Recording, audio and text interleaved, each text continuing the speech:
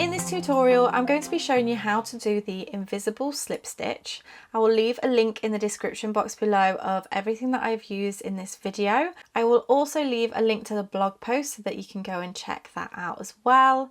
This technique works really well when you're working in a round and want to join seamlessly.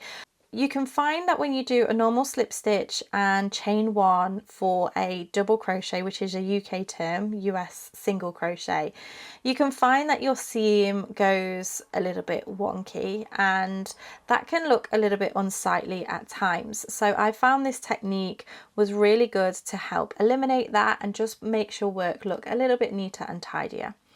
So this is the point where I would normally join into my next stitch, and usually there would be a chain one here. I will go into the stitch, the first stitch of the round, and I will go ahead and pull through for a slip stitch, and that's okay, but sometimes it can just look a little bit unsightly. So this is what I would do instead. When you're ready to join, you're going to pull up a loop on your stitch, and my first stitch is actually this one, which we'll see in just a moment.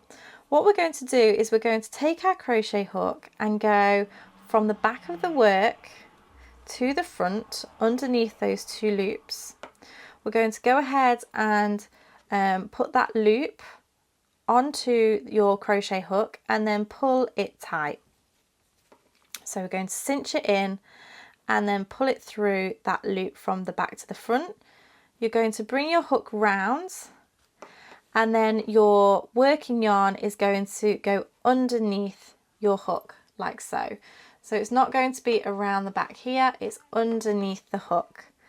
We're going to pull up this loop slightly, and then we're going to go ahead and do our very first stitch in that stitch. So we'll do a double crochet, so insert the hook, yarn over, pull through, and then yarn over, pull through both loops on the hook. So that is our first stitch.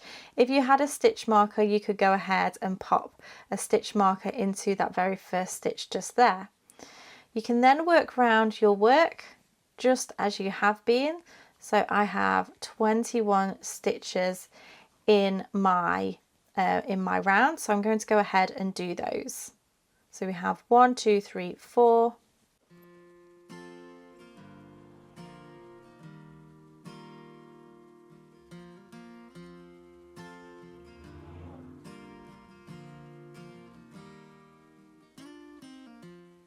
And then here I have my 21st stitch, so that is my last stitch of this round. So again, what I do here is pull up a loop, take my hook and go from the back to the front of that very first stitch, loop it over the hook and pull tight. Pull it through, bringing the working yarn from the front to the back like so. Pull up a little bit of a loop to start and then do our very first stitch in the base of there. So there we have our first double crochet.